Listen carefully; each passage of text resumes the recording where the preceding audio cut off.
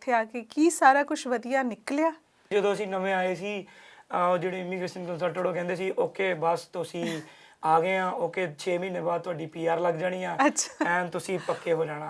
ਪਰ ਉਹ 3 ਸਾਲ ਦੀ ਸਟਰਗਲ ਕੀ ਸੀਗੀ? ਉਹ ਟਾਈਮ ਸਭ ਤੋਂ ਜ਼ਿਆਦਾ ਔਖਾ ਸੀ ਕਿਉਂਕਿ ਮੇਰੀ ਬੇਟੀ ਸੀਗੀ ਇੱਕ 4 ਸਾਲ ਦੀ ਤੇ ਉਸ ਤੋਂ ਬਾਅਦ ਪ੍ਰੈਗਨੈਂਸੀ ਅਸੀਂ ਕਦੀ ਸੋਚਿਆ ਹੀ ਨਹੀਂ ਸੀ, ਅਫੋਰਡ ਕਰ ਹੀ ਨਹੀਂ ਸਕਦੇ ਸੀ ਕਿਉਂਕਿ ਹਾਲੇ ਤਾਂ ਹੈਂਡ ਟੂ ਮਾਊਥ ਵਾਲੀ ਸਿਚੁਏਸ਼ਨ ਚੱਲ ਰਹੀ ਸੀ ਕਿਉਂਕਿ ਸ਼ੁਰੂ ਤੋਂ ਸ਼ੁਰੂ ਕੀਤਾ ਸੀ ਸਾਰਾ ਕੁਝ ਕਿਉਂਕਿ ਅਸੀਂ ਅਵੇਅਰ ਹੋ ਗਏ ਸੀਗੇ ਵੀ ਸਾਡੇ ਕੋਲ ਪੈਸੇ ਨਹੀਂ ਹੈਗੇ ਐਂਡ ਨਹੀਂ ਕਰ ਪਾਣਾ ਅਸੀਂ ਜੇ ਡਿਲੀਵਰੀ ਖੁਦਾ ਨਾ ਖਾਸਤਾ ਸਿਜ਼ੇਰੀਅਨ ਹੁੰਦੀ ਆ ਤੇ ਪੈਸੇ ਨਹੀਂ ਸਾਡੇ ਕੋਲ ਅਫੋਰਡ ਨਹੀਂ ਹੋਣੇ ਬਿਕਾਜ਼ ਉਹਨਾਂ ਨੇ ਸਟ੍ਰੇਟ ਫਾਰਵਰਡ ਕਹਿਤਾ ਸੀ $15,000 ਦਾ GoFundMe ਪੇਜ ਬਣਿਆ ਸੀ ਉੱਤੇ 5000 ਦਾ ਗੋਲ ਸੀ ਉਹ 2 ਘੰਟੇ ਦੇ ਵਿੱਚ ਲਾਈਕ ਐਕਸੀਡ ਕਰ ਗਿਆ ਲਾਈਕ ਉਹ 5000 ਤੋਂ ਉੱਪਰ ਚਲ ਗਿਆ। ਮੇਰੇ ਵਰਡਿੰਗ ਇਹੀ ਸੀਗੇ ਵੀ ਸਾਨੂੰ ਉਹ ਪੈਸੇ ਨਹੀਂ ਚਾਹੀਦੇ। ਪਵਨ ਜੀ ਕਦੀ ਸੋਚਿਆ ਸੀ ਜਦੋਂ ਇੰਡੀਆ ਤੋਂ ਤੁਰੇ ਸੀਗੇ ਕਿ ਇੱਕ ਦਿਨ ਉਹ ਵੀ ਆਊਗਾ ਕਿ ਮੈਨੂੰ ਇੱਕ GoFundMe ਪੇਜ ਤੇ ਆਪਣੀ ਇੱਕ ਫੈਮਿਲੀ ਲਈ ਆਪਣੀ ਵਾਈਫ ਦੀ ਡਿਲੀਵਰੀ ਕਰਾਉਣੀ ਪਊਗੀ? ਅਸੀਂ ਕਦੀ ਨਹੀਂ ਸੋਚਿਆ ਸੀ ਵੀ ਇਹ GoFund ਵਾਲੀ ਸਿਚੁਏਸ਼ਨ ਲਾਈਕ ਪੂਰਾ ਵਰਲਡ ਦੇਖੂਗਾ।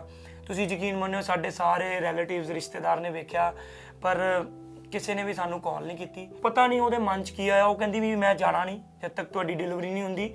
ਤਾਂ ਉਹ ਡਾਕਟਰ ਨਾਲ ਲੜੀ ਕਿ ਵੀ ਮੈਨੂੰ ਲੱਗ ਰਿਹਾ ਇਹਨਾਂ ਦੀ ਨਾਰਮਲ ਡਿਲੀਵਰੀ ਹੋ ਸਕਦੀ ਆ ਤੇ ਤੁਸੀਂ ਕਿਉਂ ਜ਼ੋਰ ਦੇ ਰਹੇ ਆ। ਇਟਸ ਵੈਰੀ ਕ੍ਰਿਟੀਕਲ ਜਦੋਂ ਮੈਂ ਆਪਣੀ ਛੋਟੀ ਬੇਟੀ ਨੂੰ ਦੇਖਦਾ ਜਿਹੜੀ ਹੁਣ ਵੱਡੀ ਆ ਲਾਈਕ ਸਹਿਜ ਆ ਉਹਦਾ ਨਾਮ, ਰੀਅਲੀ ਸੌਰੀ ਲਾਈਕ ਉਹ ਔਖਾ ਹੋ ਜਾਂਦਾ ਮੇਰੇ ਲਈ।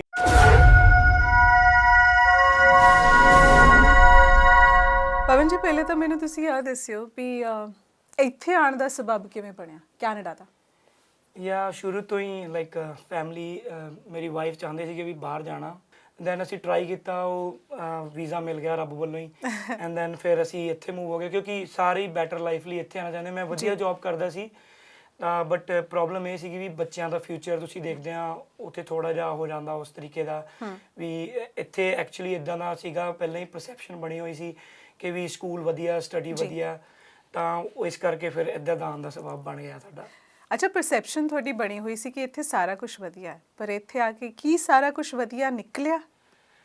ਨਹੀਂ, ਜਿਵੇਂ ਸਾਰੇ ਸਟਰਗਲ ਕਰਦੇ ਆ ਹਾਰਡ ਟਾਈਮ ਹੁੰਦਾ ਸੋ ਸੁਣੀਦਾ ਸੀਗਾ ਕਿ ਵੀ ਇੰਨੀ ਸਾਰਿਆਂ ਨੂੰ ਸਟਰਗਲ ਕਰਨਾ ਪੈਂਦਾ ਬਟ ਅਸੀਂ ਉਹਦੇ ਲਈ ਰੈਡੀ ਨਹੀਂ ਸੀਗੇ ਵੀ ਹੋ ਸਕਦਾ ਸਾਨੂੰ ਵੀ ਕਰਨਾ ਪਵੇ ਕਿਉਂਕਿ ਜਦੋਂ ਅਸੀਂ ਨਵੇਂ ਆਏ ਸੀ ਜਿਹੜੇ ਇਮੀਗ੍ਰੇਸ਼ਨ ਕੰਸਲਟੈਂਟ ਉਹ ਕਹਿੰਦੇ ਸੀ ਓਕੇ ਬਸ ਤੁਸੀਂ ਆ ਗਏ ਆ ਓਕੇ 6 ਮਹੀਨੇ ਬਾਅਦ ਤੁਹਾਡੀ ਪੀਆਰ ਲੱਗ ਜਾਣੀ ਆ ਐਂਡ ਤੁਸੀਂ ਪੱਕੇ ਹੋ ਜਾਣਾ ਐਂਡ ਅਸੀਂ ਕਦੀ ਨਹੀਂ ਸੋਚਿਆ ਸੀਗਾ ਵੀ ਕਿ ਉਹ 6 ਮਹੀਨੇ 3 ਸਾਲ ਦੇ ਵਿੱਚ ਕਿੱਦਾਂ ਬਦਲ ਜਾਣੇ ਐਂਡ ਉਹ ਕਿੰਨਾ ਸਾਨੂੰ ਇੱਧਰ ਉੱਧਰ ਧੱਕੇ ਖਾਣੇ ਪੈਣੇ ਕਦੀ ਸੋਚਿਆ ਨਹੀਂ ਸੀ। ਪਰ ਉਹ ਸਿਸਟਮ 'ਚੋਂ ਪਵਨ ਜੀ ਕਈ ਲੋਕ ਲੰਘਦੇ ਨੇ ਉਹ ਜਿਹੜੇ 3 ਸਾਲ ਦੀ ਆਪਾਂ ਗੱਲ ਕਰ ਰਹੇ ਨੇ ਐਕਚੁਅਲੀ ਉਹਨਾਂ ਦੀ ਬਦੌਲਤ ਤੁਸੀਂ ਅੱਜ ਇੱਥੇ ਤੱਕ ਜਿਹੜੇ ਆਪਾਂ ਪਹੁੰਚਦੇ ਪਰ ਉਹ 3 ਸਾਲ ਦੀ ਸਟਰਗਲ ਕੀ ਸੀਗੀ? ਉਹ 3 ਸਾਲ ਸੀਗੇ ਜਿਵੇਂ ਸਾਰੇ ਆਪਣੀ ਮੈਂ ਬਹੁਤ ਵਧੀਆ ਜੌਬ ਕਰਦਾ ਹੁੰਦਾ ਸੀ ਪੰਜਾਬ ਤੋਂ ਛੱਡ ਕੇ ਆਏ ਤਾਂ ਉਮੀਦ ਇਹੀ ਸੀਗੀ ਵੀ ਕਿ ਸਿਮਿਲਰ ਪ੍ਰੋਫੈਸ਼ਨ ਨਾਲ ਤੁਹਾਨੂੰ ਜੌਬ ਮਿਲ ਜੂਗੀ। ਮੈਂ ਟਰਾਈ ਵੀ ਕੀਤਾ ਬਹੁਤ ਬਟ ਉਹ ਫਿਰ ਡਿਗਰੀ ਇੱਥੇ ਸਾਰੇ ਮੰਗਦੇ ਹੁੰਦੇ ਆ ਤਾਂ ਉਹ ਨਹੀਂ ਸੀਗੀ ਸੋ ਉਹਦੇ ਕਰਕੇ ਫਿਰ ਸਾਰਿਆਂ ਨੇ ਇਹੀ ਐਡਵਾਈਸ ਦਿੱਤੀ ਜਿਹੜੇ ਕੁਝ ਲੋਕ ਜਾਣਦੇ ਸੀਗੇ ਕਿ ਵੀ ਤੁਹਾਨੂੰ A ਤੋਂ ਸਟਾਰਟ ਕਰਨਾ ਪੈਣਾ। ਦੈਨ ਮੇਰੀ ਪਹਿਲੀ ਜੌਬ Amazon ਦੇ ਵਿੱਚ ਸੀਗੀ। ਅੱਛਾ, ਬਟ ਇਹ 3 ਸਾਲ ਬਹੁਤ ਵੱਡਾ ਲੈਸਨ ਸੀਗਾ, ਬਹੁਤ ਕੁਝ ਸਿੱਖਣ ਨੂੰ ਮਿਲਿਆ। ਉਹਨਾਂ 3 ਸਾਲ ਦੀ ਬਦੌਲਤ ਹੀ ਅੱਜ ਅਸੀਂ ਇੱਥੇ ਹੈਗੇ ਹਾਂ। ਮੇਨ ਸਟਰਗਲ ਕੀ ਰਹੀ ਉਹ 3 ਸਾਲਾਂ 'ਚ? ਸਭ ਤੋਂ ਔਖਾ ਟਾਈਮ ਉਹ ਸੀ ਜਦੋਂ ਅਸੀਂ ਲਾਈਕ ਪੀਆਰ ਦੀ ਵੇਟ ਕਰ ਰਹੇ ਸੀਗੇ ਬਟ ਉਸ ਟਾਈਮ ਜਦੋਂ ਮੇਰੇ ਵਾਈਫ ਪ੍ਰੈਗਨੈਂਟ ਹੋ ਗਏ ਅਸੀਂ ਕੁਝ ਵੀ ਪ੍ਰੀ ਪਲਾਨ ਨਹੀਂ ਸੀ ਕਿਉਂਕਿ ਇਹ ਚੀਜ਼ਾਂ ਪਲਾਨ ਕਰਕੇ ਕਦੀ ਹੁੰਦੀਆਂ ਹੀ ਨਹੀਂ ਤਾਂ ਉਹ ਸਡਨਲੀ ਜਿਹੜਾ ਇਮੀਗ੍ਰੇਸ਼ਨ ਦਾ ਸਟੇਟਸ ਸੀਗਾ ਉਹ ਅਸੀਂ ਸੋਚਿਆ ਸੀਗਾ ਵੀ ਅੱਜ ਪੀਆਰ ਆਊਗੀ ਕੱਲ ਆਊਗੀ ਬਟ ਉਹ ਕਰਦੇ ਕਰਦੇ ਬਹੁਤ ਦੂਰ ਹੁੰਦੀ ਗਈ ਐਂਡ ਦੈਨ ਅਸੀਂ ਇੰਪਲਾਈਡ ਸਟੇਟਸ ਤੇ ਚਲੇ ਗਏ। ਉਹ ਟਾਈਮ ਸਭ ਤੋਂ ਜ਼ਿਆਦਾ ਔਖਾ ਸੀ ਕਿਉਂਕਿ ਮੇਰੀ ਬੇਟੀ ਸੀਗੀ ਇੱਕ 4 ਸਾਲ ਦੀ ਤੇ ਉਸ ਤੋਂ ਬਾਅਦ ਪ੍ਰੈਗਨੈਂਸੀ ਅਸੀਂ ਕਦੀ ਸੋਚਿਆ ਹੀ ਨਹੀਂ ਸੀ, ਅਫੋਰਡ ਕਰ ਹੀ ਨਹੀਂ ਸਕਦੇ ਸੀ ਕਿਉਂਕਿ ਹਾਲੇ ਤਾਂ ਹੈਂਡ ਟੂ ਮਾਊਥ ਵਾਲੀ ਸਿਚੁਏਸ਼ਨ ਚੱਲ ਰਹੀ ਸੀ ਕਿਉਂਕਿ ਸ਼ੁਰੂ ਤੋਂ ਸ਼ੁਰੂ ਕੀਤਾ ਸੀ ਸਾਰਾ ਕੁਝ ਤਾਂ ਉਹ ਜਦੋਂ ਸਿਚੁਏਸ਼ਨ ਕ੍ਰੀਏਟ ਹੋਈ ਲਾਈਕ ਇੱਕਦਮ ਹੀ ਸਾਰਾ ਕੁਝ ਆਊਟ ਆਫ ਕੰਟਰੋਲ ਹੋ ਗਿਆ। ਸਾਡੀ ਸਮਝ ਹੀ ਨਹੀਂ ਆਇਆ ਵੀ ਕਿਵੇਂ ਕਰਨਾ। ਅਸੀਂ ਜਿਹੜਾ ਜਿੱਦਾਂ ਗਾਈਡ ਕਰਦਾ ਸੀ ਕਦੀ MP ਦੇ ਆਫਿਸ ਕਦੀ ਗੁਰਦੁਆਰਾ ਸਾਹਿਬ ਜਿਵੇਂ ਜਿਹਦੇ ਕੋ ਵੀ ਸਾਨੂੰ ਲੱਗਿਆ ਵੀ ਇੱਥੋਂ ਹੈਲਪ ਮਿਲ ਸਕਦੀ ਆ ਅਸੀਂ ਉੱਥੇ ਜਾਣ ਦੀ ਕੋਸ਼ਿਸ਼ ਕੀਤੀ ਬਟ ਉਹ ਸਿਚੁਏਸ਼ਨ ਬਹੁਤ ਕ੍ਰਿਟੀਕਲ ਸੀ ਸਾਡੇ ਲਈ ਕਿਉਂਕਿ ਜਦੋਂ ਡਿਲੀਵਰੀ ਜਿਵੇਂ ਜਿਵੇਂ ਡੇਟ ਨੇੜੇ ਆਉਂਦੀ ਗਈ ਸਾਨੂੰ ਪਤਾ ਲੱਗਾ ਵੀ ਜਦੋਂ ਤੱਕ ਤੁਹਾਡੇ ਕੋਲ ਸਟੇਟਸ ਨਹੀਂ ਹੈਗਾ ਨਾ ਤਾਂ ਤੁਹਾਡੀ ਐਮਐਸਪੀ ਕਵਰ ਹੋਣੀ, ਸੋ ਨਾ ਹੀ ਤੁਸੀਂ ਉਹ ਖਰਚੇ ਕਵਰ ਕਰ ਸਕਦੇ ਆ ਜਿਹੜਾ ਤੁਹਾਨੂੰ ਬਾਰ-ਬਾਰ ਡਾਕਟਰ ਦੇ ਕੋਲ ਜਾਣਾ ਪੈਂਦਾ ਐਂਡ ਫਿਰ ਹਸਪੀਟਲ ਦੇ ਵਿੱਚ ਜਾਣਾ। ਤਾਂ ਉੱਥੇ ਡਾਕਟਰ ਨੇ ਵੀ ਕਹਿਤਾ ਵੀ ਨਹੀਂ ਸਿਜ਼ੇਰੀਅਨ ਹੀ ਕਰਨਾ ਪੈਣਾ। ਉਹ ਸਿਚੁਏਸ਼ਨ ਬਹੁਤ ਜ਼ਿਆਦਾ ਮੇਰੇ ਲਈ ਮੈਂਟਲੀ ਬਹੁਤ ਅਪਸੈਟ ਸੀ, ਕਿਉਂਕਿ ਵਾਈਫ ਕੰਮ ਨਹੀਂ ਕਰ ਰਹੀ ਸੀ, ਮੈਂ ਇਕੱਲਾ 2-3 ਸ਼ਿਫਟਾਂ ਕਰ ਰਿਹਾ ਸੀ। ਬਟ ਉਹ ਸਿਚੁਏਸ਼ਨ ਬਹੁਤ ਕ੍ਰਿਟੀਕਲ ਹੋ ਜਾਂਦੀ, ਤੁਸੀਂ ਮੈਂਟਲੀ ਫਿਜ਼ੀਕਲੀ ਕਈ ਵਾਰੀ ਨਹੀਂ ਟਾਇਰਡ ਹੁੰਦੇ ਪਰ ਮੈਂਟਲੀ ਤੁਸੀਂ ਬਹੁਤ ਜ਼ਿਆਦਾ ਅਪਸੈਟ ਹੋ ਜਾਂਦੇ। ਮੇਰੇ ਲਈ ਉਹ ਸਿਚੁਏਸ਼ਨ ਬਹੁਤ ਜ਼ਿਆਦਾ ਹਾਰਡ ਸੀ ਕਿਉਂਕਿ ਖਰਚੇ ਆਊਟ ਆਫ ਕੰਟਰੋਲ ਹੋ ਰਹੇ ਸੀ। ਫਿਰ ਉਹ ਦਿਨ ਆ ਗਿਆ ਜਦੋਂ ਡਿਲੀਵਰੀ ਹੋਣੀ ਸੀ, ਹਸਪੀਟਲ ਗਏ ਐਂਡ ਦੈਨ ਲੱਕੀਲੀ ਕਹਿਣਾ ਨਹੀਂ ਚਾਹੀਦਾ ਪਰ ਉਹ ਤੋਂ ਪਹਿਲਾਂ ਜਿਵੇਂ ਹਸਪੀਟਲ ਜਾਣ ਤੋਂ ਪਹਿਲਾਂ ਅਸੀਂ ਗੁਰਦੁਆਰਾ ਸਾਹਿਬ ਵੀ ਗਏ। ਜਿਵੇਂ ਉਹ ਸਾਡੀ ਸਟੋਰੀ ਟੀਵੀ ਤੇ ਵੀ ਇੱਕ ਉਹ ਨਿਊਜ਼ ਐਂਕਰ ਸੀਗੇ ਤੁਹਾਡੇ ਵਰਗੇ, ਉਹ ਸਾਡੇ ਲਈ ਐਂਜਲ ਬਣ ਕੇ ਆਏ, ਉਹ ਅੱਜ ਵੀ ਸਾਡੀ ਲਾਈਫ ਦੇ ਵਿੱਚ ਹੈਗੇ। ਉਹਨਾਂ ਨੇ ਸਾਡੀ ਲਾਈਕ ਉਹ ਕਹਿੰਦੇ ਵੀ ਮੈਂ ਤੁਹਾਡੀ ਸਟੋਰੀ ਦਿਖਾਉਣਾ ਚਾਹੁੰਦੀ, ਕਿਸੇ ਨੇ ਮੈਨੂੰ ਦੱਸਿਆ। ਅਸੀਂ ਰੈਡੀ ਨਹੀਂ ਸੀ ਉਸ ਚੀਜ਼ ਲਈ ਕਿਉਂਕਿ ਬਟ ਆਪਸ਼ਨ ਨਹੀਂ ਸੀ ਕੋਈ ਹੋਰ, ਸਾਡੇ ਕੋਲ ਕੋਈ ਵੀ ਆਪਸ਼ਨ ਨਹੀਂ ਸੀ ਕਿਉਂਕਿ ਪੈਸੇ ਨਹੀਂ ਸੀ ਉਹਨੇ, ਤਾਂ ਸੇਵਿੰਗਸ ਤਾਂ ਸੀਗੀ ਨਹੀਂ ਕੋਈ ਕਿਉਂਕਿ ਉਹ ਹੈਂਡ ਟੂ ਮਾਊਥ ਹੀ ਚੱਲ ਰਿਹਾ ਸੀ ਸਾਰਾ ਕੁਝ। ਐਂਡ ਪਿੱਛੇ ਵੀ ਫੈਮਿਲੀ ਮੇਰੇ ਇਕੱਲੇ ਮਦਰ ਹੀ ਸੀਗੇ। ਸੋ ਸਾਡੀ ਸਿਚੁਏਸ਼ਨ ਕੁਛ ਵਿਆਹ ਅਸੀਂ ਐਵੇਂ ਕੀਤਾ ਸੀ ਵੀ ਇਨ-ਲॉज ਬਾਲਾ ਟੱਚ ਦੇ ਵਿੱਚ ਨਹੀਂ ਸੀਗੇ, ਬਟ ਫਿਰ ਵੀ ਜਿਵੇਂ ਜਿਵੇਂ ਹੁੰਦਾ ਗਿਆ ਕਹਿ ਲਓ ਵੀ ਚੰਗੇ ਮਾੜੇ ਬੰਦੇ ਮਿਲਦੇ ਰਹੇ। ਸੋ ਐਜ਼ ਜਿਵੇਂ ਅਸੀਂ ਫਿਰ ਹਸਪੀਟਲ ਗਏ, ਉਹ ਸਾਰੀ ਸਿਚੁਏਸ਼ਨ ਲੰਘ ਗਈ, ਐਮਪੀ ਦੇ ਆਫਿਸ ਗਏ, ਉਹ ਉੱਥੇ ਇਹ ਪ੍ਰੈਗਨੈਂਸੀ ਦੇ ਦੌਰਾਨ ਹੀ ਸਾਰਾ ਇਹ ਕੁਝ ਸਾਰਾ ਕੁਝ 7 ਮੰਥ ਟੂ 9 ਮੰਥ ਸੀਗਾ ਕਿਉਂਕਿ ਅਸੀਂ ਅਵੇਅਰ ਹੋ ਗਏ ਸੀਗੇ ਵੀ ਸਾਡੇ ਕੋਲ ਪੈਸੇ ਨਹੀਂ ਹੈਗੇ ਐਂਡ ਨਹੀਂ ਕਰ ਪਾਣਾ ਅਸੀਂ। ਜੇ ਡਿਲੀਵਰੀ ਖੁਦਾ ਨਾ ਖਾਸਤਾ ਸਿਜ਼ੇਰੀਅਨ ਹੁੰਦੀ ਆ ਤੇ ਪੈਸੇ ਨਹੀਂ ਸਾਡੇ ਕੋਲ ਅਫੋਰਡ ਨਹੀਂ ਹੋਣੇ ਬਿਕਾਜ਼ ਉਹਨਾਂ ਨੇ ਸਟ੍ਰੇਟ ਫਾਰਵਰਡ ਕਹਿਤਾ ਸੀ $15,000। ਅਸੀਂ ਐਮਐਸਪੀ ਡਿਪਾਰਟਮੈਂਟ ਨੂੰ ਕਾਲ ਕੀਤੀ, ਉਦੋਂ ਹੈਲਥ ਡਿਪਾਰਟਮੈਂਟ ਸਾਡੇ ਐਮਐਲਏ ਹੁੰਦੇ ਸੀ ਰਵੀ ਕਾਲੋ, ਉਹਨਾਂ ਦੇ ਆਫਿਸ ਗਏ, ਦੇ ਵਾਂਟ ਟੂ ਹੈਲਪ ਪਰ ਉਹ ਕਰ ਹੀ ਨਹੀਂ ਪਾ ਰਹੇ ਸੀਗੇ। ਕੁਛ ਲੋਕ ਹੈਲਪ ਕਰਨਾ ਚਾਹੁੰਦੇ ਵੀ ਸੀਗੇ, ਜਿਵੇਂ ਰਣਦੀਪ ਸਰਾਏ ਦੇ ਆਫਿਸ ਦੇ ਵਿੱਚ ਇੱਕ ਲੇਡੀ ਸੀਗੀ, she try to help out of the box, ਪਰ ਉਹ ਕਰ ਨਹੀਂ ਪਾ ਰਹੇ ਸੀ ਕਿਉਂਕਿ ਉਹ ਸਿਸਟਮ ਹੀ ਇੱਥੇ ਇਵੇਂ ਦਾ ਡਿਵੈਲਪ ਹੈਗਾ ਵੀ ਅਸੀਂ ਜਾਂਦੇ ਸੀਗੇ, ਉਹ ਕਹਿੰਦੇ ਨਹੀਂ ਅਸੀਂ ਕੁਝ ਨਹੀਂ ਕਰ ਸਕਦੇ। ਸੋ ਡਿਲੀਵਰੀ ਹੋ ਗਈ ਸੀਗੀ। ਸੋ ਯਾ ਜਿਵੇਂ ਤੁਹਾਨੂੰ ਦੱਸਿਆ ਉਹ ਲੇਡੀ ਸਾਡੀ ਲਾਈਫ ਦੇ ਵਿੱਚ ਆਏ, so she is a angel for us. ਹਾਲੇ ਵੀ ਲਾਈਕ ਉਹ ਸਾਡੇ ਲਈ ਬਹੁਤ ਕਰਦੇ ਆ, ਤਾਂ ਮੇਰੇ ਲਈ ਤਾਂ ਉਹ ਲਾਈਕ ਅ ਹੀਰੋ ਆ। ਤਾਂ ਇਹਨਾਂ ਕਹਿਣ 'ਚ ਕੋਈ ਸ਼ਰਮ ਨਹੀਂ ਹੈਗੀ। ਉਹਨਾਂ ਨੇ ਸਾਨੂੰ ਇੱਕ ਲਾਈਫ ਸੇਵੀਅਰ ਵਾਂਗੂ ਆ ਕੇ ਸਾਡੀ ਸਡਨਲੀ ਪਤਾ ਨਹੀਂ ਕਿੱਥੋਂ ਆਏ ਸਾਡੀ ਲਾਈਫ ਸੇਵ ਕਰ ਦਿੱਤੀ। ਸੋ ਉਹ ਪੈਸੇ ਦੀ ਮਦਦ ਹੋਈ ਇੱਕ ਜਾਂ ਤਰੀਕੇ ਉਹਨਾਂ ਦੇ ਨੇ ਨਾਲ। ਇੱਕ ਟੀਵੀ ਤੇ ਸਾਡੀ ਸਟੋਰੀ ਚਲਾਈ, ਆਈ ਡੋਨਟ ਨੋ ਲਾਈਕ ਬਹੁਤ ਲੋਕਾਂ ਨੇ ਸਾਨੂੰ ਕਾਲ ਕੀਤੀ ਐਂਡ ਦੈਨ ਜਿਹੜਾ GoFundMe ਪੇਜ ਬਣਿਆ ਸੀ ਉੱਤੇ 5000 ਦਾ ਗੋਲ ਸੀ, ਉਹ 2 ਘੰਟੇ ਦੇ ਵਿੱਚ ਲਾਈਕ ਐਕਸੀਡ ਕਰ ਗਿਆ, ਲਾਈਕ ਉਹ 5000 ਤੋਂ ਉੱਪਰ ਚਲ ਗਿਆ। ਅਸੀਂ ਫਟਾਫਟ ਉਹਨੂੰ ਡਿਲੀਟ ਕੀਤਾ, ਉਹਨਾਂ ਨੂੰ ਪੁੱਛ ਕੇ ਵੀ ਅਸੀਂ ਕਿਹਾ ਵੀ ਸਾਨੂੰ ਲਾਈਕ ਮੇਰੇ ਵਰਡਿੰਗ ਇਹੀ ਸੀਗੇ ਵੀ ਸਾਨੂੰ ਉਹ ਪੈਸੇ ਨਹੀਂ ਚਾਹੀਦੇ, ਬਿਲਕੁਲ ਨਹੀਂ ਚਾਹੀਦੇ ਉਹ ਪੈਸੇ, ਤੇ ਤੁਸੀਂ ਰੱਖ ਲਓ ਪਲੀਜ਼, ਜਿੰਨੇ ਡਿਲੀਵਰੀ ਤੇ ਲੱਗਣੇ ਉਹਨੇ ਤੁਸੀਂ ਰੱਖ ਲਓ। ਬਿਕਾਜ਼ ਮੈਨੂੰ ਪਤਾ ਕੱਲ ਨੂੰ ਲੋਕੀ ਫਿਰ ਕੁਐਸਚਨ ਰੇਜ਼ ਕਰਦੇ ਵੀ ਇਹਨਾਂ ਨੂੰ ਬੜੇ ਪੈਸੇ ਮਿਲ ਗਏ, ਉਹ ਕਿੱਥੇ ਗਏ, ਕਿਉਂਕਿ ਹਰ ਤਰ੍ਹਾਂ ਦੇ ਲੋਕ ਹੈਗੇ। ਪਵਨ ਜੀ ਕਦੀ ਸੋਚਿਆ ਸੀ ਜਦੋਂ ਇੰਡੀਆ ਤੋਂ ਤੁਰੇ ਸੀਗੇ ਕਿ ਇੱਕ ਦਿਨ ਉਹ ਵੀ ਆਊਗਾ ਕਿ ਮੈਨੂੰ ਇੱਕ GoFundMe ਪੇਜ ਤੇ ਆਪਣੀ ਇੱਕ ਫੈਮਿਲੀ ਲਈ ਆਪਣੀ ਵਾਈਫ ਦੀ ਡਿਲੀਵਰੀ ਕਰਾਉਣੀ ਪਊਗੀ? ਅਸੀਂ ਕਦੀ ਨਹੀਂ ਸੋਚਿਆ ਸੀ ਵੀ ਇਹ GoFund ਵਾਲੀ ਸਿਚੁਏਸ਼ਨ ਲਾਈਕ ਪੂਰਾ ਵਰਲਡ ਦੇਖੂਗਾ। ਤੁਸੀਂ ਯਕੀਨ ਮੰਨਿਓ ਸਾਡੇ ਸਾਰੇ ਰਿਲੇਟਿਵਸ ਰਿਸ਼ਤੇਦਾਰ ਨੇ ਵੇਖਿਆ ਪਰ ਕਿਸੇ ਨੇ ਵੀ ਸਾਨੂੰ ਕਾਲ ਨਹੀਂ ਕੀਤੀ। ਹੁਣ ਜਦੋਂ ਲਾਈਫ ਬਹੁਤ ਵਧੀਆ ਹੋ ਗਈ ਆ, ਹੁਣ ਸਾਰੇ ਕਾਲ ਕਰਦੇ ਆ। ਫਿਰ ਜਿਵੇਂ ਅਸੀਂ ਹਸਪੀਟਲ ਗਏ, ਉੱਥੇ ਡਾਕਟਰ ਵੀ ਕੁਝ ਉੱਦਾਂ ਦੇ ਸੀਗੇ, ਉਹਨਾਂ ਨੇ ਸਿਜ਼ੇਰੀਅਨ ਤੇ ਹੀ ਜ਼ੋਰ ਦਿੱਤਾ ਹੋਇਆ ਸੀ ਕਿ ਵੀ ਸਿਜ਼ੇਰੀਅਨ ਹੀ ਕਰਨਾ ਪੈਣਾ ਕਿਉਂਕਿ ਪਹਿਲਾਂ ਆਪਰੇਸ਼ਨ ਸਿਜ਼ੇਰੀਅਨ ਹੋਇਆ ਸੀ। ਸੋ ਹੋ ਸਕਦਾ ਵੀ ਉਹਨਾਂ ਦਾ ਪ੍ਰੋਸਪੈਕਟ ਹੋਰ ਹੋਵੇ ਅਸੀਂ, ਬਟ ਸਡਨਲੀ ਇੱਕ ਲੇਡੀ, ਪੰਜਾਬੀ ਲੇਡੀ ਜਿਹੜੀ ਹੈਡ ਨਰਸ ਸੀਗੇ ਉੱਥੇ, ਉਹ ਆਏ। ਜਿਵੇਂ ਪਲਾਨ ਹੁੰਦਾ ਨਾ ਜੀ ਸਾਰਾ ਕੁਝ ਰੱਬ ਵੱਲੋਂ, ਉਹਦੀ ਸ਼ਿਫਟ ਵੀ ਓਵਰ ਹੋ ਗਈ। ਅਸੀਂ ਉਹਨਾਂ ਨੂੰ ਰਿਕੁਐਸਟ ਕੀਤੀ ਵੀ ਪਲੀਜ਼ ਸਾਡੀ ਹੈਲਪ ਕਰੋ ਐਂਡ ਪਤਾ ਨਹੀਂ ਉਹਦੇ ਮਨ 'ਚ ਕੀ ਆਇਆ, ਉਹ ਕਹਿੰਦੀ ਵੀ ਮੈਂ ਜਾਣਾ ਨਹੀਂ ਜਦ ਤੱਕ ਤੁਹਾਡੀ ਡਿਲੀਵਰੀ ਨਹੀਂ ਹੁੰਦੀ। ਤਾਂ ਉਹ ਡਾਕਟਰ ਨਾਲ ਲੜੀ ਕਿ ਵੀ ਮੈਨੂੰ ਲੱਗ ਰਿਹਾ ਇਹਨਾਂ ਦੀ ਨਾਰਮਲ ਡਿਲੀਵਰੀ ਹੋ ਸਕਦੀ ਆ ਤੇ ਤੁਸੀਂ ਕਿਉਂ ਜ਼ੋਰ ਦੇ ਰਹੇ ਆ। ਲਾਈਕ ਮੇਰੇ ਲਈ ਬਹੁਤ ਹਾਰਡ ਆ ਉਸ ਟਾਈਮ ਨੂੰ ਯਾਦ ਕਰਨਾ, ਕਿਉਂਕਿ ਓਨੈਸਟਲੀ ਸਪੀਕਿੰਗ ਲਾਈਕ ਮੇਰੇ ਲਈ ਸੱਚੀ ਬਹੁਤ ਹਾਰਡ ਹੈ ਬਿਕਾਜ਼ ਮੈਂ ਕਦੀ ਵੀ ਉਹ ਟਾਈਮ ਨੂੰ ਭੁੱਲਣਾ ਨਹੀਂ ਚਾਹੁੰਦਾ। ਇਟਸ ਵੈਰੀ ਕ੍ਰਿਟੀਕਲ ਜਦੋਂ ਮੈਂ ਆਪਣੀ ਛੋਟੀ ਬੇਟੀ ਨੂੰ ਦੇਖਦਾ ਜਿਹੜੀ ਹੁਣ ਵੱਡੀ ਆ, ਲਾਈਕ ਸਹਿਜ ਆ ਉਹਦਾ ਨਾਮ, ਯੂ ਨੋ, ਤਾਂ ਮੇਰੇ ਲਈ ਬਹੁਤ ਸਿਚੁਏਸ਼ਨ ਉਹ ਹਾਰਡ ਹੋ ਜਾਂਦੀ ਜਦੋਂ ਉਹਨੂੰ ਦੇਖਣਾ। ਰੀਅਲੀ ਸੌਰੀ, ਲਾਈਕ ਉਹ ਔਖਾ ਹੋ ਜਾਂਦਾ ਮੇਰੇ ਲਈ। ਉਹ ਜਿਹੜੇ ਲੋਕਾਂ ਨੇ ਸਾਡੀ ਹੈਲਪ ਕੀਤੀ ਸ਼ਾਇਦ ਉਹ ਦੇਖਣਗੇ ਹੁਣ, ਤਾਂ ਯਕੀਨ ਮੰਨਿਓ ਮੈਂ ਉਹਨਾਂ ਨੂੰ ਕਾਲ ਕੀਤੀ ਵੀ ਥੈਂਕ ਯੂ ਤੁਸੀਂ ਸਾਡੀ ਹੈਲਪ ਕੀਤੀ। ਐਂਡ ਦੈਨ 1% ਜਿਨ੍ਹਾਂ ਨੇ ਸਭ ਤੋਂ ਜ਼ਿਆਦਾ ਹੈਲਪ ਕੀਤੀ ਸੀ ਹਸਪੀਟਲ ਦੇ ਵਿੱਚ ਆ ਕੇ, ਉਹ ਉੱਥੇ ਰਹੇ ਐਂਡ ਉਹਨਾਂ ਦਾ ਜਵਾਬ ਇਹ ਸੀ ਵੀ ਤੁਸੀਂ ਕੌਣ ਆ, ਅਸੀਂ ਤੁਹਾਨੂੰ ਜਾਣਦੇ ਨਹੀਂ ਹੈਗੇ।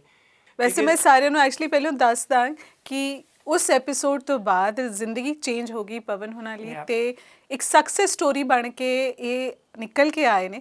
ਮਤਲਬ ਜਿੱਥੇ ਬਹੁਤ ਸਾਰੇ ਲੋਕ ਇਸ ਸਿਚੁਏਸ਼ਨ 'ਚ ਗਿਵ ਅਪ ਕਰ ਦਿੰਦੇ ਨੇ, ਬਹੁਤ ਸਾਰੀਆਂ ਪ੍ਰੋਬਲਮਸ 'ਚ, ਮੈਂਟਲ ਪ੍ਰੋਬਲਮਸ 'ਚ ਆ ਜਾਂਦੇ ਨੇ, ਬਹੁਤ ਕੁਝ ਕਰ ਬੈਠਦੇ ਨੇ, ਉੱਥੇ ਹੀ ਪਵਨ ਤੇ ਉਹਨਾਂ ਦੀ ਵਾਈਫ ਨੇ ਨਿਕਲ ਕੇ ਇੱਕ ਇੱਕ ਕਮਾਲ ਦੀ ਸਕਸੈਸ ਸਟੋਰੀ ਵੀਵ ਕੀਤੀ ਤੇ ਰੈਸਟੋਰੈਂਟ ਖੋਲ੍ਹੇ, ਪਪੂਲਰ ਰੈਸਟੋਰੈਂਟ, ਤੇ ਹੁਣ ਚੇਨਸ ਆਫ ਰੈਸਟੋਰੈਂਟ ਖੋਲ੍ਹ ਰਹੇ ਨੇ। ਅੱਜ ਇਹਨਾਂ ਦੇ ਨਾਲ ਗੱਲ ਕਰਨ ਦਾ ਸਾਡਾ ਮਕਸਦ ਹੀ ਇਹੀ ਸੀਗਾ ਕਿ ਇੰਨੀਆਂ ਔਕੜਾਂ 'ਚੋਂ ਨਿਕਲ ਕੇ, ਇੰਨੀ ਔਖੇ ਸਮੇਂ 'ਚੋਂ ਨਿਕਲ ਕੇ ਅੱਜ ਪਵਨ ਤੇ ਉਹਨਾਂ ਦੀ ਵਾਈਫ ਇੱਕ ਬਹੁਤ ਹੀ ਇੰਸਪਾਇਰਿੰਗ ਸਕਸੈਸ ਸਟੋਰੀ ਬਣ ਕੇ ਅੱਗੇ ਆਏ ਨੇ। ਰੈਸਟੋਰੈਂਟ ਤੋਂ ਰੈਸਟੋਰੈਂਟ, ਅੱਛੇ ਲੋਕ ਮਿਲੇ ਤੁਹਾਨੂੰ ਪਵਨ ਇਸ ਜਰਨੀ 'ਚ, ਮਾੜੇ ਵੀ ਬਹੁਤ ਮਿਲੇ। ਕੈਨੇਡਾ ਦੀ ਜਦੋਂ ਜਰਨੀ ਤੁਹਾਡੀ ਆਪਾਂ ਗੱਲ ਕਰਾਂਗੇ, ਜਦੋਂ ਵੀ ਗੱਲ ਕੀਤੀ ਜਾਵੇਗੀ ਤੁਹਾਡੇ ਦੋਸਤ ਪੁੱਛਣਗੇ। ਅੱਛਾ ਸਮਾਂ ਫਿਰ ਡਿਲੀਵਰੀ ਤੋਂ ਬਾਅਦ ਤੁਹਾਡੀ ਬੇਬੀ ਜਦੋਂ ਬੌਰਨ ਹੋਈ, ਫਿਰ ਸਾਰਾ ਕੁਝ ਚੇਂਜ ਹੋ ਗਿਆ ਤੁਹਾਡੇ ਲਈ? ਜਦੋਂ ਉਹ ਬੋਰਨ ਹੋਈ, ਲਾਈਕ ਹਸਪੀਟਲ ਤੋਂ, ਲਾਈਕ ਉਹ ਹੈਡ ਨਰਸ ਉੱਥੇ ਰਹੇ, ਉਹਨਾਂ ਨੇ ਨਾਰਮਲ ਡਿਲੀਵਰੀ ਕਰਾਈ। ਦੈਨ ਉਸੇ ਮੂਮੈਂਟ ਤੋਂ ਸਾਡੀ ਲਾਈਫ ਜਿਵੇਂ ਸਮੂਥ ਹੋਣੀ ਸ਼ੁਰੂ ਹੋ ਗਈ। ਅਸੀਂ ਘਰੇ ਵਾਪਸ ਆਏ, ਲਾਈਕ ਮੇਰੀ ਵਾਈਫ ਮੈਟਰਨਿਟੀ ਸੀਗੇ, ਘਰੇ ਸੀਗੇ, ਮੈਂ ਆਪਣੀ ਜੌਬ ਕੰਟੀਨਿਊ ਕੀਤੀ, ਜੋ ਕਲੀਨਅਪ ਦਾ ਕੰਮ ਅਸੀਂ ਕਰਦੇ ਹੁੰਦੇ ਸੀਗੇ। ਤਾਂ ਦੁਬਾਰਾ ਐਂਡ ਸਡਨਲੀ ਲਾਈਫ ਨੇ ਜਿਵੇਂ ਐਂਗਲ ਲੈਣਾ ਸ਼ੁਰੂ ਕਰ ਦਿੱਤਾ। ਸਾਡੀ ਅਕਾਊਂਟੈਂਟ ਆ, like she is the one ਜਿਨ੍ਹਾਂ ਨੇ ਸਾਨੂੰ ਇਨਕਰੇਜ ਕੀਤਾ। ਉਹਨਾਂ ਨੇ ਮੈਨੂੰ ਕਦੀ ਨਹੀਂ ਛੱਡਿਆ। ਸਾਡੇ ਕੋਲ ਪੈਸੇ ਨਹੀਂ ਹੁੰਦੇ ਸੀ, ਉਹ ਕਹਿੰਦੇ ਜਦੋਂ ਹੋਣਗੇ ਉਦੋਂ ਦੇ ਦਿਓ। ਉਹਨਾਂ ਦਾ ਨਾਮ ਨਵਜੋਤ ਆ।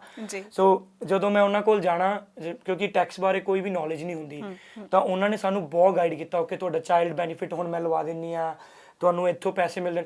ਤੁਸੀਂ ਯਕੀਨ ਮੰਨਿਓ ਸਾਡੀ ਲਾਈਫ ਨੇ ਟਰਨ ਲਿਆ ਜਦੋਂ ਡਿਲੀਵਰੀ ਤੋਂ ਬਾਅਦ ਸਾਡਾ ਵਰਕ ਪਰਮਿਟ ਐਕਸਟੈਂਡ ਹੋ ਕੇ ਆ ਗਿਆ। ਅੱਛਾ, ਲਾਈਕ ਮੈਂ ਦੱਸਿਆ ਨਾ, ਜਦੋਂ ਬੋਰਨ ਹੋਈ ਉਹਦਾ ਨਾਮ ਸੈਰਾ ਆ। ਸਾਰਾ ਕੁਝ ਬਦਲ ਗਿਆ। ਸਾਰਾ ਕੁਝ ਬਦਲ ਗਿਆ। ਸੈਰਾ ਮੀਨਸ ਲਾਈਕ ਤੁਸੀਂ ਸੈਰਾ ਮੀਨਸ ਵੀ ਬਹੁਤ ਵੱਡਾ ਸੈਰਾ ਨਾ, ਲਾਈਕ ਉਹ ਆਈ ਤੇ ਉਹਨੇ ਸਾਰਾ ਕੁਝ ਚੇਂਜ ਕਰਤਾ। ਲਾਈਕ ਉਹ ਲਾਈਫ ਚੇਂਜ ਹੋ ਗਈ। ਲਾਈਕ ਉਹਨਾਂ ਨੇ ਜਿਵੇਂ ਸਡਨਲੀ ਇੱਕ ਕਿਹਾ ਵੀ ਮੈਂ ਓਕੇ ਤੁਹਾਡੇ ਪੈਸੇ ਲਵਾ ਦੇਣੇ।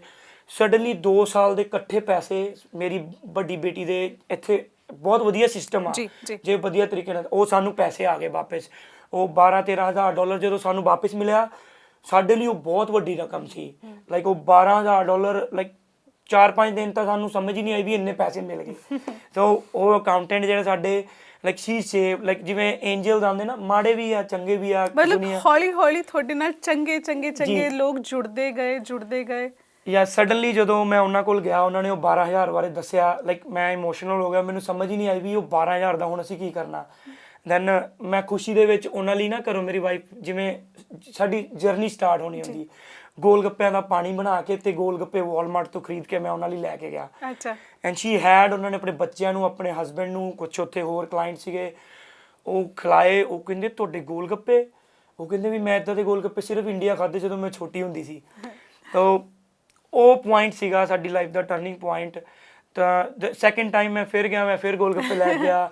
ਉਹ ਗੋਲ ਗੱਪੇ ਆਪਣੇ ਬ੍ਰਦਰ ਲਈ ਸਿਆਟਲ ਲੈ ਗਏ, ਉੱਥੇ ਉਹ ਪੀਸ ਪਾਰਕ ਦੇ ਵਿੱਚ ਮਿਲਦੇ। ਉਹ ਕਹਿੰਦੇ ਵੀ ਤੁਸੀਂ ਕਿੱਥੋਂ ਲੈ ਗਏ, ਸਾਨੂੰ ਰੈਸਟੋਰੈਂਟ ਦਾ ਨਾਮ ਦੱਸੋ। And then she encourage us right away. ਉਹਨਾਂ ਨੇ ਮੈਨੂੰ ਉੱਥੋਂ ਹੀ ਕਾਲ ਕੀਤੀ ਵੀ you need to start selling golgappas, ਇਹ ਤੁਹਾਡੀ ਲਾਈਫ ਦਾ ਟਰਨਿੰਗ ਪੁਆਇੰਟ। ਇੱਦਾਂ ਹੀ ਕਿਹਾ ਉਹਨਾਂ ਨੇ। ਉਹ ਕਹਿੰਦੇ ਵੀ ਤੁਹਾਨੂੰ ਫੂਡ ਵੇਚਣਾ ਚਾਹੀਦਾ, just sell it. And then suddenly I talk to my wife, ਮੈਂ ਕਿਹਾ ਵੀ ਉਹ ਇੱਦਾਂ ਕਹਿੰਦੇ, ਤੇ ਉਹ ਕੰਮ ਵੀ ਰੈਸਟੋਰੈਂਟ 'ਚ ਹੀ ਕਰਦੇ ਸੀਗੇ। ਤਾਂ ਉੱਥੋਂ ਹੀ ਅਸੀਂ PR ਹੋਏ। ਤਾਂ ਉਹ ਆਟੋਮੈਟਿਕਲੀ ਉਹ ਸਾਰਾ ਸੀਨ ਬਣ ਗਿਆ ਹੈ ਨਾ। ਤਾਂ ਜਦੋਂ ਉਹ ਸੀਨ ਬਣ ਗਿਆ ਤਾਂ ਉਹ ਅਸੀਂ ਇੱਕ ਦਿਨ ਸਡਨਲੀ ਅਸੀਂ ਗੋਲ ਗੱਪੇ, ਮੈਂ ਬਾਜ਼ਾਰੋਂ ਲੈ ਕੇ ਆਇਆ, ਥੋੜੀ ਜਿਹੀ ਪੈਕਿੰਗ ਖਰੀਦੀ ਤੇ ਅਸੀਂ ਉਹ ਗੋਲ ਗੱਪੇ ਲਿਆਂਦੇ $500 ਦੇ। ਤਾਂ ਉਹ ਗੋਲ ਗੱਪੇ ਵੇਚਣੇ ਸ਼ੁਰੂ ਕੀਤੇ। ਇੱਕ ਕੋਵਿਡ ਉਦੋਂ ਚੱਲ ਰਿਹਾ ਸੀ, 2019 ਫੈਬਰੂਅਰੀ ਦੇ ਵਿੱਚ ਅਸੀਂ ਸ਼ੁਰੂ ਕੀਤਾ ਸੀਗਾ। ਫਰਵਰੀ 22 ਨੂੰ ਮੇਰੀ ਵਾਈਫ ਦਾ ਬਰਥਡੇ ਹੁੰਦਾ।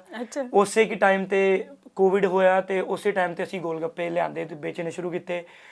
ਮੇਰੇ ਕੁਝ ਨੋਨ ਹੈਗੇ ਮੁੰਡੇ, ਸਟੂਡੈਂਟ ਆ, ਜਿਹੜੇ ਬਹੁਤ ਚੰਗੇ ਆ, ਲੋਕਾਂ ਦੀ ਬਹੁਤ ਹੈਲਪ ਕਰਦੇ ਆ। ਇੱਕ ਪੇਜ ਹੈ KPU ਦੇ ਹੀਰੋ ਚਲਾਉਂਦਾ ਮੁੰਡਾ ਹੈ ਨਾ। ਲਾਈਕ ਅ ਛੋਟੇ ਬ੍ਰਦਰ, ਮੈਂ ਉਹਨੂੰ ਰਿਕੁਐਸਟ ਕੀਤੀ, ਮੈਂ ਕਿਹਾ ਵੀ ਜੇ ਤੁਸੀਂ ਮੇਰੀ ਹੈਲਪ ਕਰ ਦਿਓ, ਪੇਜ ਤੇ ਪੋਸਟ ਪਾ ਦਿਓ। ਉਹਨਾਂ ਨੇ ਪੋਸਟ ਪਾਈ। that was the turning point. Okay. That was the turning point. ਮੈਂ ਆਪਣੀ ਵਾਈਫ ਨੂੰ ਜਦੋਂ ਪੈਕਿੰਗ ਲੈ ਕੇ ਆਇਆ, ਮੈਂ ਕਿਹਾ ਵੀ ਸ਼ਾਇਦ ਵਿਕਣੇ ਨਹੀਂ। ਐਂਡ ਆਪਾਂ ਚਲੋ ਕੋਈ ਗੱਲ ਨਹੀਂ, ਆਪਾਂ ਇਹਨਾਂ ਵਿੱਚ ਆਪ ਹੀ ਖਾਇਆ ਕਰਾਂਗੇ ਜੋ ਸ਼ਾਮ ਨੂੰ ਪਿਕਿੰਗ ਤੇ ਬਣਾ ਕੇ ਬਾਹਰ ਹੈ ਨਾ। ਬਟ ਉਹ ਜਦੋਂ ਉਹਨੇ ਐਡ ਪਾਈ, ਵੀ ਗੋਟ ਡੈਡ ਮੈਨੀ ਕਾਲ, ਸਾਨੂੰ ਸਮਝ ਹੀ ਨਹੀਂ ਆਈ ਵੀ ਕੀ ਹੋਇਆ। ਇੱਥੇ ਗੋਲ ਗੱਪੇ ਦੇ ਜੋ, ਇੱਥੇ ਗੋਲ ਗੱਪੇ ਦੇ ਜੋ, ਇੱਥੇ ਦੇ ਜੋ। ਉਹ $500 ਦੇ ਗੋਲ ਗੱਪੇ 1.5 ਘੰਟੇ ਵਿੱਚ ਵਿਕ ਗਏ। ਕਮਾਲ ਹੈ ਜੀ। That is the starting point. ਅਸੀਂ ਹੌਲੀ ਹੌਲੀ ਗੋਲ ਗੱਪੇ, ਇੱਕ ਦਿਨ $1000 ਦੇ ਗੋਲ ਗੱਪੇ ਵੇਚੇ, ਇੱਕ ਦਿਨ $1200 ਦੇ ਗੋਲ ਗੱਪੇ ਵੇਚੇ। ਫਿਰ ਸਡਨਲੀ ਮੈਨੂੰ ਇੱਕ ਗੋਲ ਗੱਪਿਆਂ ਵਾਲਾ ਨਵਾਂ ਉਹ ਇੱਥੇ ਆਏ ਸੀਗੇ, ਉਹਨਾਂ ਨੇ ਗੋਲ ਗੱਪਿਆਂ ਦਾ ਕੰਮ ਸ਼ੁਰੂ ਕੀਤਾ ਟੋਰਾਂਟੋ ਤੋਂ ਜੀ। ਐਂਡ ਅੱਜ ਦੀ ਡੇਟ ਵਿੱਚ ਅਸੀਂ ਉਹਨਾਂ ਦੇ ਸਭ ਤੋਂ ਵੱਡੇ ਕਲਾਇੰਟ ਆ। ਅਸੀਂ 40 ਲੀਟਰ ਗੋਲ ਗੱਪਿਆਂ ਦਾ ਪਾਣੀ ਵੇਚਦੇ ਹਾਂ ਰੋਜ਼, ਜੋ ਕਿ ਰੋਜ਼ ਸਵੇਰੇ ਫਰੈਸ਼ ਬਣਦਾ। ਗੋਲ ਗੱਪੇ ਪ੍ਰੀਮੇਡ ਹੁੰਦੇ ਆ, ਅਸੀਂ ਉਹਨਾਂ ਕੋਲੋਂ ਲੈਂਦੇ ਆ, ਬਟ ਲੋਕੀ ਪਸੰਦ ਕਰਦੇ ਆ ਕਿਉਂਕਿ ਉਹ ਬੜੇ ਹਾਈਜੀਨ ਤਰੀਕੇ ਨਾਲ ਬਣਾਉਂਦੇ ਆ। ਪੂਰਾ ਕੈਨੇਡਾ ਹੀ ਉਹਨਾਂ ਕੋਲੋਂ ਲੈਂਦਾ। ਐਂਡ ਦੈਨ ਸਲੋਲੀ ਫਿਰ ਅਸੀਂ, ਮੇਰੀ ਵਾਈਫ ਕਹਿੰਦੇ ਵੀ ਮੈਂ 버ਗਰ ਬਹੁਤ ਵਧੀਆ ਬਣਾਉਣੀ, ਅਸੀਂ 버ਗਰ ਸ਼ੁਰੂ ਕੀਤਾ। ਐਂਡ ਇੱਕ ਪਿੰਕ ਲੈਮਨੇਡ ਆ ਸਾਡਾ, ਬਹੁਤ ਜ਼ਿਆਦਾ ਵਿਕਦਾ ਆ, ਲੋਕੀ ਬਹੁਤ ਪਸੰਦ ਕਰਦੇ ਆ, ਉਹ ਸ਼ੁਰੂ ਕੀਤਾ। ਐਂਡ ਦੈਨ ਬਹੁਤ ਜ਼ਿਆਦਾ ਪਪੂਲਰ ਹੋਣਾ ਸ਼ੁਰੂ ਹੋ ਗਿਆ ਸੀ। ਆਲਵੇਜ਼ ਘਰ ਦੇ ਬਾਹਰ ਲਾਈਨਾਂ ਲੱਗ ਜਾਣੀਆਂ, ਲਾਈਕ 70 90 ਆਰਡਰ ਮੈਨੂੰ ਡਿਲੀਵਰ ਕਰਨੇ ਪੈਣੇ। ਉਦੋਂ ਵੀ ਹਾਰਡ ਟਾਈਮ ਦੇਖਿਆ, ਸਵੇਰੇ 4 ਵਜੇ ਉੱਠ ਕੇ ਪ੍ਰਿਪੇਅਰ ਕਰਨਾ ਪੈਂਦਾ, ਕਿਉਂਕਿ ਜੇ ਤੁਹਾਨੂੰ ਸਾਰਾ ਕੁਝ ਸੌਖਾ ਮਿਲ ਜੇ ਤਾਂ ਫਿਰ ਤੁਸੀਂ ਜੀ ਲਾਈਕ ਆਊਟ ਆਫ ਟਰੈਕ ਹੋ ਜਾਂਦੇ। ਸੋ ਮੈਂ ਦੱਸਦਾ ਕਿ ਉਸ ਤੋਂ ਬਾਅਦ ਜੀ ਇਹ ਜਰਨੀ ਬਹੁਤ ਹੀ ਖੂਬਸੂਰਤ ਮੋੜ ਲਿਆ। ਇਹਨਾਂ ਨੇ ਆਪਣੇ ਰੈਸਟੋਰੈਂਟ ਖੋਲੇ, ਦੇਸੀ ਰਸੋਈ। ਉਸ ਤੋਂ ਬਾਅਦ ਦੇਸੀ ਰਸੋਈ ਦੇ ਅੱਗੇ ਪਵਨ ਹੁਣ ਇਸ ਮੁਕਾਮ ਤੇ ਆ ਗਏ ਨੇ ਕਿ ਆਪਣੇ EMPLOYEES ਨੂੰ ਫਰੈਂਚਾਈਜ਼ੀ ਜਿਹੜੀ ਹੈ ਉਹ ਦੇ ਰਹੇ ਨੇ। ਜਿਹੜਾ ਪਵਨ ਨੇ ਆਪਣੇ ਕਰੀਅਰ 'ਚ, ਪਵਨ ਜੋ ਤੁਹਾਡੇ ਨਾਲ ਹੋਇਆ ਇਸ ਜਰਨੀ ਦੌਰਾਨ ਹੋਇਆ, ਉਹ ਉਹਨਾਂ ਲਈ ਨਾ ਇੱਕ ਬਹੁਤ ਛਾਪ ਛੱਡ ਕੇ ਗਿਆ। ਤੇ ਹੁਣ ਉਹ ਬਾਕੀ ਸਾਰਿਆਂ ਦੀ ਹੈਲਪ, ਮੈਂ ਦੱਸਦਾ ਕਿ ਆਪਣੇ ਇਕੱਲੇ EMPLOYE ਦੀ ਹੈਲਪ ਕਰਦੇ ਨੇ, ਨਹੀਂ ਚਾਹੁੰਦੇ ਨੇ ਕਿ ਕੋਈ ਵੀ ਐਸੀ ਸਿਚੁਏਸ਼ਨ 'ਚ ਗੁਜ਼ਰੇ, ਜੋ ਕਿ ਬਹੁਤ ਇੰਸਪਾਇਰਿੰਗ ਹੈ। ਪਵਨ, ਕਿਉਂਕਿ ਸਮਾਂ ਸਾਡੇ ਕੋਲ ਘੱਟ ਹੈ, ਗੱਲਾਂ ਬਾਤਾਂ ਬਹੁਤ ਜ਼ਿਆਦਾ ਨੇ, ਪਰ ਮੈਨੂੰ ਬਸ ਇੱਕ ਸਵਾਲ ਹੈ ਮੇਰੇ ਜ਼ਿਹਨ 'ਚ। ਹੁਣ ਜਦੋਂ ਵਾਪਸ ਮੁੜ ਕੇ ਦੇਖਦੇ ਹੋ ਇਹ ਡਿਸੀਜਨ ਕੈਨੇਡਾ ਆਉਣ ਵਾਲਾ, ਸਹੀ ਲੱਗਦਾ ਕਿ ਗਲਤ ਲੱਗਦਾ? ਬਿਲਕੁਲ ਸਹੀ ਲੱਗਦਾ ਜੀ, ਕਿਉਂਕਿ ਸਾਰਾ ਕੁਝ ਹੌਲੀ ਹੌਲੀ ਮਿਲਦਾ। ਮੈਂ ਬਹੁਤ ਸਾਰੇ ਲੋਕਾਂ ਕੋਲੋਂ ਸਟੋਰੀ ਸੁਣਦੇ ਵੀ ਮੈਨੂਪਲੇਟ ਕਰਦੇ ਆ, ਅੱਛਾ ਚੱਲਦਾ ਜੀ ਸਾਰਾ ਕੁਝ, ਚੰਗੇ ਲੋਕ ਵੀ ਆ, ਮਾੜੇ ਲੋਕ ਵੀ ਆ। ਪਰ ਜਦੋਂ ਅਸੀਂ ਮੁੜ ਕੇ ਦੇਖੀਦਾ, ਐਂਡ ਦੈਨ ਅੱਜ ਦੀ ਡੇਟ ਵਿੱਚ ਅਸੀਂ ਇੱਕ one of the busiest restaurant in the town always, ਜਿਹੜੇ ਲੋਕੀ ਜਿਹੜੇ ਜਾਣਦੇ ਆ, ਜਿਨ੍ਹਾਂ ਕਸਟਮਰਾਂ ਦੇ ਕਰਕੇ ਅਸੀਂ ਬਣੇ ਆ। Specially I want thank students, ਜਿਨ੍ਹਾਂ ਨੇ ਬਹੁਤ ਵੱਡਾ ਰੋਲ ਆ ਸਾਡੀ ਸਕਸੈਸ ਦੇ ਵਿੱਚ, ਜਿਨ੍ਹਾਂ ਨੇ ਆਲਵੇਜ਼ ਸਪੋਰਟ ਕੀਤੀ। ਅੱਜ ਵੀ ਲੋਕੀ ਕਾਲ ਕਰਦੇ ਆ ਜਦੋਂ ਮੈਂ ਕਿਤੇ ਬਾਹਰ ਖੜਾ ਹੁੰਦਾ ਫਰੰਟ ਕਾਊਂਟਰ ਤੇ, ਵੀ ਭਾਜੀ ਥੈਂਕ ਯੂ, ਤੁਸੀਂ ਬਹੁਤ ਵਧੀਆ ਕਰਦੇ ਆ। ਲਾਈਕ ਉਹਨਾਂ ਦਾ ਕਰਕੇ ਹੀ ਅਸੀਂ ਬਣੇ ਆ। Like always I look back and ਇੱਦਾਂ ਫੀਲ ਹੁੰਦਾ ਵੀ ਕੁਝ ਅਚੀਵ ਕਰ ਲਿਆ ਜ਼ਿੰਦਗੀ ਦੇ ਵਿੱਚ। Like I really want to do good for ਜਿਹੜੇ ਮੇਰੇ EMPLOYEES ਆ, ਜਿਹੜੇ ਮੇਰੇ ਕੋਲ ਕੰਮ ਕਰਦੇ ਆ। ਇੱਥੇ ਇਹ ਟ੍ਰੈਜੇਡੀ ਆ ਇੱਥੋਂ ਦੀ ਇੱਕ ਬਹੁਤ ਵੱਡੀ, ਜਿਹੜਾ ਰੋਜ਼ ਸੁਣਨ ਨੂੰ ਮਿਲਦਾ ਵੀ ਤੁਸੀਂ 12 ਘੰਟੇ ਦੀ ਸ਼ਿਫਟ ਕਰ ਰਹੇ, ਤੁਹਾਨੂੰ $1000 ਰੁਪਈਆ ਮਹੀਨੇ ਦਾ ਮਿਲ ਰਿਹਾ। ਕੁੜੀਆਂ ਦੱਸਦੀਆਂ ਆ ਕੇ, ਜਾਂ ਤੁਹਾਨੂੰ ਕਹਿ ਲਓ ਵੀ ਸੈਕਸ਼ੂਅਲੀ ਹਰਾਸਮੈਂਟ ਬਹੁਤ ਚੱਲਦਾ ਜੀ। ਸੋ ਅਸੀਂ ਐਕਸਪੈਂਡ ਕਰ ਰਹੇ ਹਾਂ। ਇਸ ਸਾਲ ਅਸੀਂ 2 ਨਵੀਆਂ ਲੋਕੇਸ਼ਨ ਖੋਲ ਰਹੇ ਹਾਂ, ਇੱਕ ਤਾਂ ਬਹੁਤ ਛੇਤੀ ਖੋਲ ਰਹੇ। ਅਸੀਂ ਸਾਰਿਆਂ ਨੂੰ ਦੱਸਣਾ ਚਾਹੁੰਦੇ ਵੀ ਵੈਨਕੂਵਰ ਮੇਨ ਸਟਰੀਟ ਤੇ ਲੰਗਾਰਾ ਕਾਲਜ ਦੇ ਬਿਲਕੁਲ ਲਾਗੇ 7th of August may be ਔਰ 7th of July, ਜਦੋਂ ਵੀ ਕੰਮ ਡਨ ਹੋ ਗਿਆ ਅਸੀਂ ਅਨਾਉਂਸ ਕਰ ਦੇਣਾ। ਐਂਡ ਉਸ ਤੋਂ ਬਾਅਦ ਅਸੀਂ ਸਰੀ ਸੈਂਟਰਲ ਆ ਰਹੇ ਹਾਂ, ਐਂਡ ਦੈਨ ਨੈਕਸਟ ਈਅਰ 5 ਹੋਰ ਲੋਕੇਸ਼ਨਾਂ ਖੋਲ ਰਹੇ ਹਾਂ। ਬਟ ਇਹਦੇ ਵਿੱਚ ਸਾਡੀ ਕੋਸ਼ਿਸ਼ ਇਹ, ਜਿਹੜੇ ਬੰਦੇ ਸਾਡੇ ਕੋਲ ਲੌਂਗ ਟਰਮ ਕੰਮ ਕਰ ਰਹੇ ਆ, ਜਿਹੜੇ ਫਿਊਚਰ ਬਾਰੇ ਆਪਣਾ ਸੋਚਦੇ ਆ ਕਿ ਵੀ ਮੈਂ ਇਸ ਬੰਦੇ ਲਈ ਕੰਮ ਕੀਤਾ ਜਾਂ ਇਸ ਕੰਪਨੀ ਲਈ ਕੰਮ ਕੀਤਾ, ਵੀ ਕੀ ਮੈਨੂੰ ਕੁਝ ਵਾਪਸ ਮਿਲੂਗਾ, ਤਾਂ yes we really want to do that thing. ਅਸੀਂ ਉਹਨਾਂ ਨੂੰ as a partner, as a franchise owner, ਜੋ ਵੀ ਉਹਨਾਂ ਲਈ ਵਧੀਆ ਹੋਊਗਾ, ਜਿਹਦੇ ਵਿੱਚ ਉਹਨਾਂ ਦੀ ਕਰੀਅਰ ਬਣੇ, ਉਹ ਵੀ ਆਪਣੀ ਫੈਮਿਲੀ ਸੈਟਲ ਡਾਊਨ ਕਰ ਸਕਣ। ਕਿਉਂਕਿ ਮੈਨੂੰ ਇੱਦਾਂ ਦੀ ਓਪਰਚੁਨਿਟੀ ਨਹੀਂ ਮਿਲੀ, ਤਾਂ ਮੈਂ ਦੇਖਦਾ ਹੁੰਦਾ ਸੀ ਵੀ ਇੱਦਾਂ ਦੀ ਓਪਰਚੁਨਿਟੀ ਉਹਨਾਂ ਨਿਆਣਿਆਂ ਨੂੰ ਮਿਲਣੀ ਚਾਹੀਦੀ, ਜਿਹੜੇ ਤੁਹਾਡੇ ਲਈ ਹਾਰਡ ਵਰਕ ਕਰਦੇ ਆ, ਤੁਹਾਡੀ ਕੰਪਨੀ ਨੂੰ ਗ੍ਰੇਟ ਬਣਾ ਰਹੇ ਆ। ਸਾਡੇ ਬਹੁਤ ਸਾਰੇ EMPLOYEE ਆ ਜਿਨ੍ਹਾਂ ਦੇ ਕਰਕੇ ਸਾਡੀ ਕੰਪਨੀ ਬਹੁਤ ਵਧੀਆ, ਜਿਹੜੇ ਲੋਕਾਂ ਨੂੰ ਮਿਲਦੇ ਆ, ਲੋਕਾਂ ਨਾਲ ਗੱਲ ਕਰਦੇ ਆ, ਉਹਨਾਂ ਦਾ ਦਿਨ ਬਣਾਉਂਦੇ ਆ। So yeah we really want to do that thing. Yeah so ਗੱਲ ਇਹ ਹੈ ਜੀ, ਇੱਕ ਇਹੋ ਜਿਹਾ ਸ਼ਖਸ ਜਿਹਨੇ GoFundMe ਤੋਂ ਸ਼ੁਰੂ ਕਰਕੇ, ਮਤਲਬ ਇੱਕ ਬੇਟੀ ਦੀ ਡਿਲੀਵਰੀ ਤੱਕ ਦੇ ਪੈਸੇ ਨਹੀਂ ਸੀਗੇ, ਤੇ ਅੱਜ ਉਹ ਇੱਕ ਬਹੁਤ ਹੀ ਕਾਮਯਾਬ ਸਕਸੈਸ ਸਟੋਰੀ ਬਣ ਕੇ ਕੈਨੇਡਾ ਵਿੱਚ ਹੈਗੇ ਆ, ਇਸ ਵੇਲੇ BC 'ਚ ਹੈਗੇ ਨੇ। ਤੇ ਮੈਨੂੰ ਲੱਗਦਾ ਇੰਸਪਾਇਰਿੰਗ ਹੈ ਬਹੁਤ ਸਾਰੇ ਲੋਕਾਂ ਲਈ, ਜੋ ਇਸ ਵੇਲੇ ਸਾਨੂੰ ਦੇਖ ਰਹੇ ਨੇ, ਜੋ ਪੰਜਾਬ 'ਚ ਨੇ, ਇੰਡੀਆ 'ਚ ਨੇ, ਜੋ ਇੱਥੇ ਆਉਣ ਦੀ ਸੋਚਦੇ ਨੇ, ਜਿਹੜੇ ਇਸ ਵੇਲੇ ਪ੍ਰੋਬਲਮਸ 'ਚੋਂ ਗੁਜ਼ਰ ਰਹੇ ਨੇ। Pavandeep is a big example of a success story. ਜਿਹੜੇ ਲੋਕ ਗਿਵ ਅਪ ਨਹੀਂ ਕਰਦੇ ਜ਼ਿੰਦਗੀ 'ਚ ਤੇ ਹੁਣ ਬਾਕੀਆਂ ਦੀ ਵੀ ਹੈਲਪ ਕਰ ਰਹੇ ਨੇ ਤਾਂ ਕਿ ਉਹ ਸਿਚੁਏਸ਼ਨ ਉਹਨਾਂ ਤੱਕ ਨਾ ਪਹੁੰਚੇ। ਪਵਨ, ਥੈਂਕ ਯੂ ਸੋ ਮਚ ਤੁਹਾਡਾ ਸਟੂਡੀਓ 'ਚ ਆਉਣ ਲਈ। ਬਹੁਤ ਬਹੁਤ ਸ਼ੁਕਰੀਆ ਆਪਣੀ ਕਹਾਣੀ ਸਾਡੇ ਨਾਲ, ਇੰਸਪਾਇਰਿੰਗ ਸਟੋਰੀ ਸਾਡੇ ਨਾਲ ਸਾਂਝੀ ਕਰਨ ਲਈ। Thank you very much for having me. Thank you ਜੀ। ਥੈਂਕ ਯੂ ਜੀ।